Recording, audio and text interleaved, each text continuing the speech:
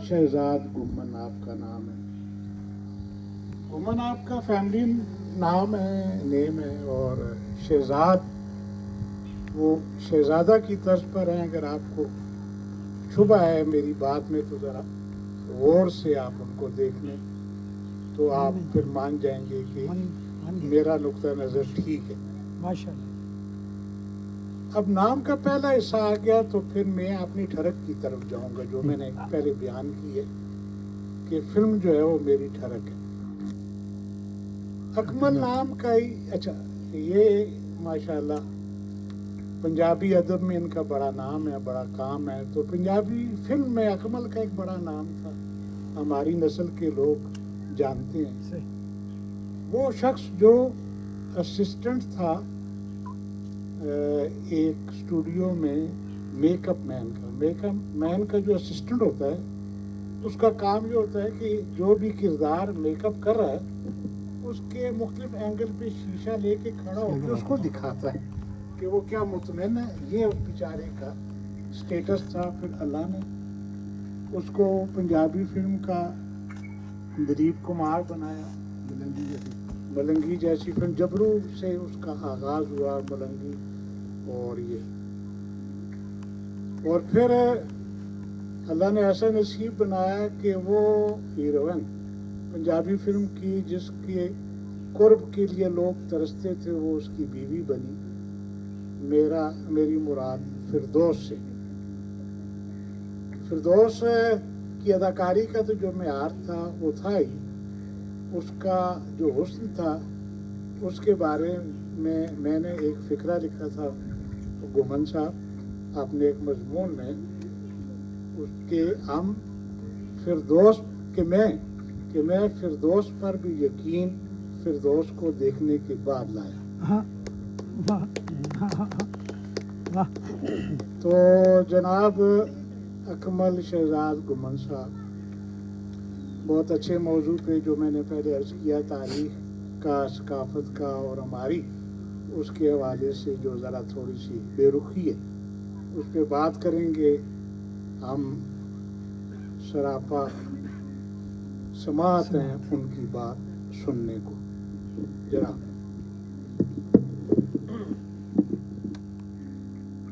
अस्सलाम वालेकुम जी। डॉक्टर साहब बहुत शुक्रिया। मैं आपको बता दूं कि मेरा नाम भी गालबन इसीलिए अकमल रखा गया कि उस ज़माने में अकमल हीरो था। और चूँकि आपने दाद के हवाले से बात की तो मैं मेरे ख्याल में प्राइमरी स्कूल में पढ़ता था गांव में, जहाँ यानी आप समझें कि जिसकी छत भी नहीं थी, छत अगर स्कूल था तो वो थोड़ा दूर था, तो तख्ती पोंछना और कूड़ने डाल के लिखना। तो मैंने उसी ज़माने में फ़ैसला कर लिया कि मैं एक्टर बनूंगा। अच्छा। लेकिन वो मैं एक्टर तो ना बन सका, लेकिन मैं डायरेक्टर ज़रूर बन गया कि पीटीवी में भी मुझे काम करना का शर्फ हासिल हुआ। और रेडियो में तो बहुत बड़े बड़े आर्टिस्टों, खालिद बास्टार, गयूर अख्तर, हैदराबाद जो फिल्म मौला जट में जेलर बने थे, फिर स्टेज भी किया जिसमें हामिद राना और खालिद बास्टार, कृष्णा मुगल या इस तरह के बड़े आर्टिस्ट जो थे। फिर लिखा भी। तो ज़ाहिर है बाज़ औक़ात आप ज़िंदगी में कुछ करना चाहते हैं, कुछ बनना चाहते हैं और ज़िंदगी आपको कहीं और ले जाती है। बहरहाल तो मैंने और कियानी साहब ने जब ये मौजू हमने बाहमी तौर पे डिसाइड किया तो सच्ची बात ये है कि मैं कोई इस सब्जेक्ट का एक्सपर्ट नहीं हूँ। वैसे तो मैं किसी भी चीज़ का एक्सपर्ट नहीं हूँ, लेकिन ये कि इन्होंने चूँकि कहा कि हम कल्चर या हेरिटेज या इन मौज़ूआत को ज़्यादा प्रेफरेंस देते हैं, तो मुझे यहाँ आके पता चला कि मुझे याद आया कि मैं यहाँ गालबन 2 दफ़ा, एक दफ़ा का तो मुझे बड़ी अच्छी तरह याद है कि हम चंद दोस्त, सजाद अज़हर, मैं, अहमद इजाज़ और एक और हमारे दोस्त थे आफ्ताब, वो यहाँ, फिर एक वो चट्टा साहब है, यासर चट्टा, तो वो यहाँ आए। हमने काफ़ी टाइम यहाँ गुजारा और वो एक नदी सी है मेरे ख्याल में, वो बांध के पानी निकाला गया, वहाँ नहाए भी हम। तो बहरहाल ये है जी कि میرا چونکہ میں نے جیسے کہا کہ میں اس کا سبجیکٹ سے ایکسپرٹ نہیں ہوں، تو میں نے بجائے یہ کہ اکیڈیمکلی گفتگو کرنے کے میں نے یہ سوچا کہ ہم ظاہر ہے آپس میں ڈائلاگ کریں گے، مکالمہ کریں گے، اور کچھ میں بات کروں گا، کچھ آپ بات کریں گے، تو ہم ظاہر ایک دوسرے سے سیکھیں گے۔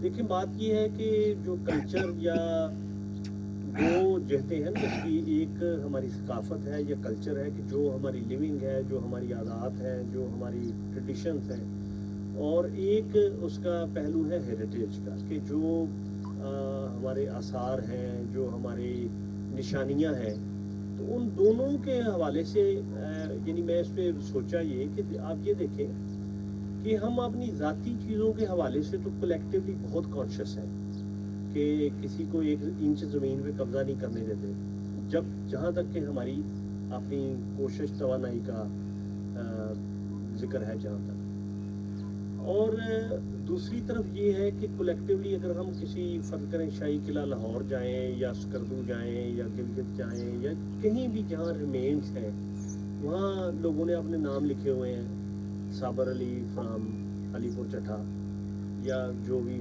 میرا نام ہے۔ تو دوسرا یہ کہ ایک یہ کہ چیز فرض کریں کوئی ایک سوسائٹی کے طور پہ، اب انڈیویجولی یا کولیکٹیولی کچھ گاؤں دیہات شہر، ان میں آپ کو بہت کچھ اچھائیاں بھی مل جائیں گی۔ میں مثال دیتا ہوں کہ اگر آپ گاڑی میں جا رہے ہیں تو فرض کریں آپ وہ گارے میں آپ کی گاڑی پھنس گئی، تو ہو سکتا ہے 6 لوگ اس کو نکالنے کے لیے آ جائیں۔ دوسری طرف یہ بھی دیکھنے میں آتا ہے کہ گاڑی الٹی ہے تو اس کو لوٹ بھی لیتے ہیں۔ تو اصل میں ہم ہی ہیں وہ جو ہماری مختلف شکلیں ہیں۔ تو یہ کیوں ہے کہ ہم اپنے جو دیکھیں جو زبان ہے، جو ہم نسل در نسل ایک زبان بولتے ہیں، وہ بھی ہمارا ایک ایسٹ ہے، وہ ایک ہمارا اثاثہ ہے، لیکن ہم اس کی بھی کوئی اس طرح اسے نہیں کرتے، قدر نہیں کرتے یا اس کو اون نہیں کرتے۔ تو اسی طرح جو کلچر ہے، یعنی آپ دنیا میں جیسے مثالیں دی جا سکتی ہیں کہ وہ اپنی زبان، اپنے کلچر کے حوالے سے بہت کانشیس ہے، جیسے فرینچ ہے، جیسے جرمن ہے، جیسے برٹش ہے۔ یہ تو ہم نے کچھ مثالیں دے دی کہ جو وہ جن کو ہم یعنی آپ سمجھتے ہیں کہ یہ ترقی یافتہ ہے، لیکن یہ کہ آپ یہ دیکھیں کہ یہ مثالیں ہمیں شاید اور ممالک سے بھی، جیسے ہمارے ہاں یہ کہ ایک مسجد کا جو تقدس سمجھا جاتا تھا یا مندر جو تھے ان کا ایک سمجھا جاتا تھا، جو بھی گردوارہ ہے، مثلا میں ایک مثال دیتا ہوں کہ وہ آپ گردوارے سے اگر باہر کسی کو اتفاق ہو نکلنے کا، تو آپ نے دیکھا ہوگا کہ وہ بے شک کوئی جرنیل ہو، بیوروکریٹ ہو، کوئی دانشور ہو، کوئی بھی ہو، وہ ہمارے جوتے صاف کرتے رہتے ہیں۔ ان کی ایک یہ مذہبی ٹریڈیشن ہے۔ اچھا، جو مذہبی ٹریڈیشن بھی ہوتی ہے، اس کا بھی کسی نہ کسی طرح وہاں کی جو لوکل ٹریڈیشنز ہیں ان سے ربط ہوتا ہے، کیونکہ جو سکھ مذہب ہے وہ اسی دھرتی پہ اس کا وجود ہوا، تو وہ یہاں کی مقامی ٹریڈیشن سے بھی اس کا وہ تعلق ہے۔ جیسے آپ یہ دیکھیں جو مہمان نوازی ہے، وہ میں نے اپنے تجربے سے یہ دیکھا ہے کہ آپ گاؤں میں، شہر میں کہیں بھی جائیں تو جو جس عمومی طور پہ جس بندے کے کم وسائل بھی ہوں گے، وہ ہو سکتا ہے زیادہ مہمان نواز ہو بنسبت اس بندے کے کہ جس کے پاس زیادہ وسائل ہوں۔ اس کا مطلب یہ نہیں ہے کہ جس کے پاس زیادہ وسائل ہے وہ اچھا میزبان نہیں ہے۔ تو یعنی ان ساری چیزوں کو سمجھنے کے لیے کہ یہ ہمارے مختلف جو رویے ہیں یہ کیوں ہیں، کہ آپ یہ دیکھیں نا، فرض کریں ہم ایک نیپال ہے یا دنیا کے چائنا ہے، آپ یہ دیکھیں کہ ان کا اپنی کلچر، تاریخ کے حوالے سے ایک پرائیڈ پایا جاتا ہے نا۔ ان کو یہ نہیں ہے کہ جی ہم کسی سے کمتر ہیں یا ہماری زبان کسی سے کمتر ہے یا ہمارا میں جس طرح پہلے فرینچ اور جرمن قوموں کی مثالیں دی، لیکن آپ یہ دیکھیں، اور یہ غالباً دنیا کی ساری قوموں میں کسی نہ کسی شکل میں پایا جاتا ہے، لیکن ہم بات یہ کر رہے ہیں کہ جو تاریخ اور جو ہمارا ہیریٹیج ہے یا جو کلچر ہے، اس کو اون نہ کرنے کی کیا وجہ ہے کہ ہم اسے کولیکٹیولی کیوں نہیں اون کرتے؟ تو ہم پرٹیکولرلی پھر ہمیں پاکستان کی طرف دیکھنا پڑے گا کہ انڈیا میں بھی کوئی شاندار مثالیں نہیں ہیں۔ آپ یہ دیکھیں کہ جب بابری مسجد کی ایک وہ شکیل چودھری ہمارے یہاں سے पाकिस्तान से प्रोग्राम करते हैं यूट्यूब पे, बड़े इंडिया में पॉपुलर है, द क्रिटिकल पैट्रियट। तो उन्होंने कई साल पहले मेरा एक इंटरव्यू किया, तो वो थोड़े से उनके स्टैंड से ये लगता है कि जैसे प्रो इंडिया हो, यानी वो पाकिस्तान की मैंने उन्हें कहा कि आपको जब से पाकिस्तान में बना है कोई चीज़ अच्छी भी नज़र आती है? यानी आप ये देखिए कि जहाँ सारी बुराइयाँ हों, मतलब किसी एक फ़र्द में या किसी एक देहात में या एक मोहल्ले में या एक मुआशरे में, तो आपको कुछ ना कुछ वहाँ खूबसूरतियाँ भी नज़र आएंगी। तो मैंने उन्हें ये कहा, दो चीज़ें मैंने एक तो ये मैंने बात बता दी कि कोई पाकिस्तान में कोई खूबी नहीं नज़र आपको आती, तो या कोई अच्छा काम नहीं किया 70-80 सालों में। तो दूसरा मैंने कहा कि बाबरी मस्जिद की एक उसकी जो वैल्यू थी वो हेरिटेज के तौर पे भी थी। अच्छा, मुझे उसी से याद आया कि हम मुसलमानों का भी जो अमूमी रवैया है मुसलमानों का, वो ये है जी कि ये सारी बातिल की निशानियां हैं या ये हमारे मज़हब से ताल्लुक़ नहीं रखती, तो लिहाजा ये गैर अहम है।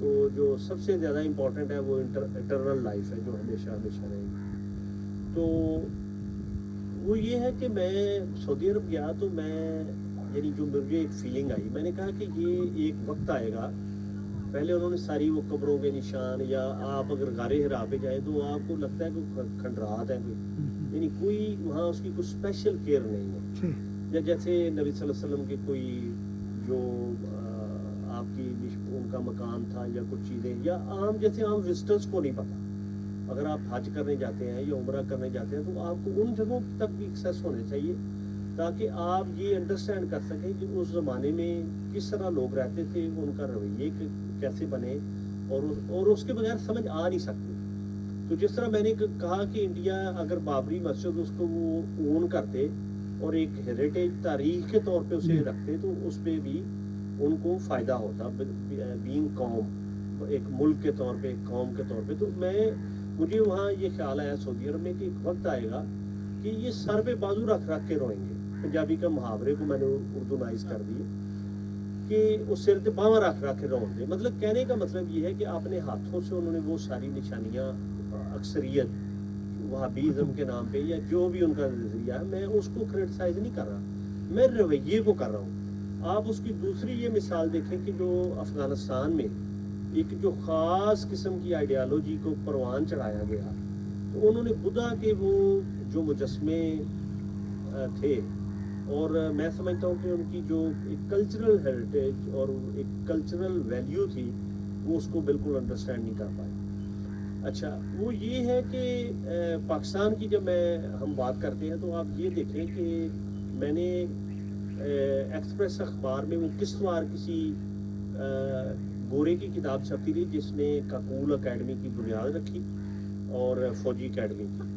तो उसने कहा कि पाकिस्तान बनने के बाद हमारे पास ये एक चैलेंज था कि यहाँ की जो लोकल आइडेंटिटीज़, उन पे किस पे हम नाम रखें, बटालियंस के या बैरक्स के, या तो उन्होंने फिर जो वैरियर्स थे उनके नाम पे उन्होंने बटालियंस या उनके मुख्तलिफ यूनिट्स के नाम रखे। यानी उससे पहले तो देखें ना उनके को और नाम होंगे, जिस तरह के कुछ पंजाब रेजिमेंट है, फलानी है, तो जो इसी तरह आगे चल के आप ये देखें कि जो वॉरियर्स हैं उनके नाम पे मिसाइलों के नाम भी रखे गए और टैंकों के नाम भी रखे गए वगैरह वगैरह। अच्छा, ये है कि एक जो बुनियादी चीज़ ये है कि एक है हमारा मज़हब, मेरा या आपका जो भी अकीदा है, एक ये है कि जो हमारी सकाफ़त है, जो हमारा कल्चर है, वो बाहमी तौर पे मुतसादम नहीं है। यानी ये दोनों आपस पे असरात डालते हैं। जो आपका लोकल कल्चर है वो आपके मज़हब पे असर डालता है, आपके अकीदे पे डालता है। मैं उसकी मिसाल देता हूँ कि अगर आप किसी इंडोनेशियन मुसलमान से मिलें या आप चाइनीज़ मुसलमान से मिलें, इवन आप पाकिस्तान में देख लें कि आप गिलगित बल्तिस्तान में जाएं तो हो सकता है वहाँ के एनवायरनमेंट के मुताबिक उनका लिबास, उनका अंदाज, उनकी मस्जिद का स्ट्रक्चर और है, क्योंकि वहाँ पहाड़ी इलाका है तो वो लकड़ी से बनाते हैं। और अगर आप पंजाब में जाएं या सिंध में जाएं या बलूचिस्तान में जाएं तो वहाँ इसका मतलब ये नहीं है कि मज़हब बदल गया उनका। और फिर ये कि मुख्तलिफ जो डॉक्टर मुबारक अली ने एक बड़ी खूबसूरत बात लिखी कि जो मुख्तलिफ फ़िरके हैं उनका ज़हूर होना या जन्म लेना دراصل مذہب کی بقا کے لیے بھی ضروری ہے. اس طرح کہ وہ بیسیکلی آپ کا سمجھنے کہ آپ کا ایک ایگزاسٹ ہوتا ہے نا, یعنی آپ کا ایک کتھارسس ہوتا ہے, تو آپ کم از کم اس مین سٹریم سے جڑے رہتے ہیں, یعنی بجائے بغاوت کے آپ جڑے اس سے رہتے ہیں, لیکن مقامیت کے طور پہ اس کو تھوڑا سا بدل دیتے ہیں. اچھا, وہ یہ ہے کہ آپ یہ دیکھیں کہ جب مکہ مکرمہ میں اسلام آیا تو جو وہاں کچھ چیزیں تو مذہب نے ختم کر دی, لیکن جو کلچر کے طور پہ چیزیں تھیں ان کے ساتھ جڑی رہیں, جس طرح زبان ہے, جس طرح ان کا پہناوا ہے, وہ وقت کے ساتھ ساتھ چیزیں بدلتی رہیں. اچھا, تو پاکستان کی اسٹیٹ کا مسئلہ یہ ہے کہ یہ آج تک ہم یہ فیصلہ نہیں کر پائے کہ میوزک حرام ہے یا حلال ہے, اور جو ہمارا کلچر یا ہیریٹیج ہے یہ حرام ہے, کہ ہم اسی چکر میں نہیں. اب میں پریکٹیکلی آپ کو بتاؤں کہ ہماری تاریخ سے جو عدم واقفیت ہے, ہم یعنی 1947 سے پہلے چیزوں کو اون ہی نہیں کرتے.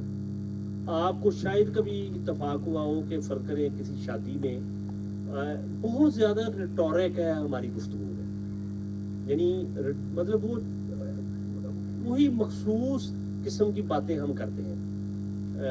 میں مذہب کے خلاف نہیں بات کر رہا نا, میں مذہبی یعنی اس کے وہ مذہب تو ظاہر ہے ریفائنمنٹ کے لیے ہے اور وہ ہماری پیوریفیکیشن کرتا ہے, لیکن یہ کہ یعنی ہم نے کوئی چیزیں رٹی رٹائی ہیں جن سے ہٹ کے ہم اس کے علاوہ بات ہی نہیں کر رہے. میں فرض کریں آپ کہیں جی کہ یہ کیانی صاحب نے جی بڑی اچھی کتاب لکھی, وہ کہیں گے قرآن شریف کے بعد تو کسی کتاب کی ضرورت ہی نہیں. اچھا, اسی طرح ایک جو ٹپیکل گفتگو ہے تو اس کا یہ ہے کہ جب تک ہمیں تاریخی تناظر کا نہ پتا ہو, تاریخ کا نہ پتا ہو, 1947 سے پہلے فرض کریں ہندوستان میں کیا ہوا, جو جہاں کا جغرافیہ کیا تھا, یہاں کی تاریخ کیا تھی, جو ہیریٹیج کیا تھی. آپ یہ دیکھیں کہ جو بدھ مت ہے یا ہندو مت ہے, اگر فرض کریں ہم اتنے رچ ہیں کلچر کے اعتبار سے, ہیریٹیج کے اعتبار سے, تو ہمیں ہماری ان یعنی جو بلڈنگ ہے ان اینٹوں سے, ان رمین سے کیا ہماری دشمنی ہے. یہ ابھی آج کل اخبارات میں جس طریقے سے وہ آ رہا ہے کہ وہ DHA سوسائٹی جو بن رہی ہے اسلام آباد میں, جو CDA اور DHA کے کولیبریشن سے, تو انہوں نے پہلے ایک World War I کا ایک جو میمورنڈم تھا, مونومنٹ تھا, اس کو ڈیمولش کیا, اور پھر یہ کہ وہ جو اکبر بادشاہ کے زمانے کے رمین سے ان کو بھی فرق کر. تو کہنے کا مطلب یہ ہے کہ ایک اوور آل اون کرنا اپنے کلچر کو, اور یہ کہ ہمارے جو رویے میں یہ ہے کہ یعنی یہ ملک ایسا ہے, ہم باہر جانا چاہتے ہیں, فلانا ہے. دیکھیں میرے آپ کے بس میں یا دنیا کے کسی بھی فرد کے یہ بس میں نہیں ہے کہ وہ کسی خاص جگہ پہ پیدا ہو. اور جب ہم کسی بھی جگہ کے, افریقہ ہو, آپ یہ دیکھیں کہ یہ کہنا کہ جی وہ رنگ کی بنیاد پہ ان سے یہ کہنا کہ جی کہ یہ کوئی کمتر انسان ہے, یہ بالکل ایسا نہیں ہے. وہاں کی اپنی خوبصورتیاں ہیں, ہر جگہ کی اپنی خوبصورتیاں ہیں, اور اس جگہ کی جو تاریخ ہے, جو کلچر ہے, وہ کسی نہ کسی حوالے سے منفرد ہے, انوکھی ہے, رچ ہے. اور آپ یہ دیکھیں کہ دنیا کی سارے کلچر اور ساری جو تواریخ ہے یہ ہمارے انسانوں کا مشترکہ اثاثہ ہے, لیکن اس کے ساتھ ساتھ جو ہمارا اپنا انڈیجنس کلچر ہے یا انڈیجنس جو ہیریٹیج ہے, ہم اس کے زیادہ وارث ہیں, جس طرح سن آف سائل کہا جاتا ہے. میرے خیال میں کافی بول گیا ہوں, تو اب اگر کوئی آپ کی طرف سے بات ہو تو پھر بات مزید پر تھوڑا سا پنجابی زبان میں آپ نے کتابیں لکھی ہوئی ہیں, وہ تھوڑا تعارف کرا دیں اپنا کہ بھائی اس بارے میں آپ کی جو سوچ ہے پنجابی زبان کے بارے میں, اس کی پروموشن کے بارے میں. اچھا جی, ایسا ہے کہ ہمارے ہاں چونکہ خاص طور پہ پنجاب میں تو بالکل ہی کوئی ایسا رواج نہیں ہے کہ جی ہم پنجابی میں کوئی لکھے پڑھیں. میں بھی ایسے ہی تھا, لیکن یہ کہ ایک مجھے شعوری طور پہ یہ تھا کہ میں چونکہ شروع سے ہی تقریریں وغیرہ کرتا ہوں, جو کو کریکولر ایکٹیویٹیز ہیں ان میں حصہ لیتا تھا, تو میں نے جب مرے کالج سیالکوٹ میں داخل ہونا تھا تو میں وہ پرسپیکٹو پڑھا, تو میں نے یہ کہا کہ ہماری زبان ہے, میں یعنی ہم دوسری زبانیں سیکھنا چاہتے ہیں تو نہ ہم اس میں لکھ سکتے ہیں نہ پڑھ سکتے ہیں, تو میں اپنی زبان اڈاپٹ کروں. یعنی اس میں کوئی نہ مجھے کسی نے کہا نہ کوئی موٹیویشن تھی, صرف ایک یہ پوائنٹ تھا. اور دوسرا یہ کہ میں اردو شروع سے اچھی بول سکتا تھا, یعنی میرا گمان تھا, مجھے نہیں پتا کہ میں اب بھی اچھا بول سکتا ہوں کہ نہیں. تو وہ یہ تھا کہ میں سوچتا یہ تھا کہ یا آپ پیور اردو بولیں یا پنجابی میں بات کریں, آپ کو یعنی یہ مکس کر لیں, کیا مسئلہ ہے. یعنی وہ ایک کمپلیکس شاید میری شخصیت میں تھا ہی نہیں. تو میں نے وہاں پنجابی رکھ لی, اور وہاں ایک تنظیم بنی ہوئی تھی ہمارے استاد سے, ڈاکٹر عابد صدیقی, وہ بہت اچھے شاعر تھے اردو پنجابی. تو میں پھر اردو شاعری کرتا تھا اس سے پہلے, اپنی طرف سے میں شاعر تھا. تو وہ الحمدللہ پھر مجھے پتہ چلا کہ میں شاعر نہیں ہوں. تو میں نثر کی طرف آیا, اور ابھی میرا BA کا رزلٹ نہیں آیا تھا, تو میری پہلی ایک کہانی چھپ گئی. پھر 98 میں یہاں چھپا, تو وہ انہوں نے ٹرانسکرائب کر کے گرمکھی میں انڈیا کے ایک بڑے اخبار میں چھپ گئی. تو اس طرح وہ پھر سلسلہ چل نکلا. میں 95 میں یہاں میں MS فارغ ہو کے اسلام آباد میں خبر اخبار میں رپورٹر کے طور پہ کام کیا. یہ عمر الیاس رانا جو آج کل بیورو چیف ہیں ایکسپریس کے, مشتاق بن عاشق وہ منسٹر بھی رہے ہیں, اینکر بھی رہے ہیں, وہ ہمارے سینئر تھے لیکن کولیگ تھے. فیاض ولانا تھے, عارف رانا تھے, یعنی اور بہت سے لوگ ہیں, ایک ناصر راجہ تھے. تو پھر 99 میں لاہور چلا گیا, وہاں میں نے پاکستان ٹائمز جوائن کیا. تو 2000 میں نے ریڈیو پاکستان جوائن کر لیا. تو میں چونکہ کہانی لکھتا تھا, تو اس سے پہلے 7-8 میں چھپ چکی تھی. تو سہیل احمد کے جو عزیزی, ان کے چھوٹے بھائی چھاپتے تھے کتابیں, ان کا نام پروفیسر جنید اکرم تھا, وہ فوت ہو گئے. انہوں نے پھر میری یہ کتاب ایک کہانی نہیں 2001-2 میں چھاپی. تو اس طرح کر کے وہ پھر لکھنے لکھانے کا, اخبارات وغیرہ میں بھی لکھتا رہا. پنجابی کا مستقبل آپ کیا سمجھتے ہیں, اگینسٹ اردو زبان ہے یا انگلش ہے؟ دیکھیں, میں ایک دفعہ میرا کسی نے انٹرویو کیا تھا کہ پنجابی زبان کا فیوچر کیا ہے اور اس کو کیا خطرہ ہے. عام طور پہ یہی بات کی جاتی ہے. اور یہ جو یعنی پہلے میں تو بالکل اس کو ڈینائی کرتا تھا, لیکن اب میں نہیں کرتا. یعنی وقت کے ساتھ یہ ہے کہ ہم عمومی طور پہ ایک کوئی پوائنٹ آف ویو لے لیتے ہیں, تو پھر اس پہ اڑ جاتے ہیں کہ چونکہ میں نے یہ کہا ہے تو یہی صحیح ہے. میں نے یہ وقت کے ساتھ سیکھا ہے کہ آپ دوسرے کی اوپینین پہ بھی غور کریں, تو ہو سکتا ہے وہ ٹھیک ہو. تو میرا ذاتی یہ خیال ہے کہ شاید ایسا نہیں ہے. اصل میں نا بڑی سوسائٹی میں لیئرز اور ویوز چلتی ہیں, جن کی بعض اوقات ہمیں تفہیم نہیں ہوتی. وہ بعض اوقات ہمیں لگتا ہے کہ یہ تھریٹ ہے, یہ ختم ہو رہا ہے. تو میرا خیال ہے کہ ایسا نہیں ہے. میں وہ کہا کرتا تھا کہ جب تک پنجاب کے کھیت سرسبز ہیں اور صوفیہ کا کلام ہے, تو پنجابی زبان کو کوئی خطرہ نہیں ہے. لیکن کھیت تو اب ساری وہ سوسائٹیز بن رہی ہیں. لاہور والوں نے مایوس کیا, انہوں نے کچھ بازاروں میں بھی اردو بولنی شروع. لیکن یہ کہ آپ یہ دیکھیں کہ ڈائنامکس دیکھیں عجیب و غریب ہے سوسائٹی کے. آپ یہ دیکھیں کہ جب مغل یہاں حکمران تھے, یا اس سے پہلے جو افغانستان سے یا سنٹرل ایشیا سے آئے, تو یہاں کی جو زبان تھی وہ یعنی فارسی سرکار کی زبان تھی, دربار کی. اور آپ یہ دیکھیں کہ جو یہاں کے انڈیجنس حکمران تھے رنجیت سنگھ, ان کے دربار کی زبان بھی پنجابی نہیں تھی, وہ پرشین تھی. اور جب انگریز آیا تو جو سرکار کی زبان تھی وہ انگریزی بن گئی. اب آپ یہ دیکھیں کہ جن لوگوں نے پھر اردو آئی, تو آج تک بھی انگریزی جو ہے وہ رائج ہے. جس کلاس نے اردو کو اڈاپٹ کیا, میری ذاتی رائے ہے, میں غلط ہو سکتا ہوں, میرا یہ خیال ہے کہ جن لوگوں نے اردو کو اپنایا, ان کی ساری اگلی نسل جو ہے وہ انگریزی کو اڈاپٹ کر رہی ہے. تو جو دیہاتوں میں اتنی زیادہ اکثریت ہے, ان کے لیے اپنی زبان بدلنا مشکل ہے.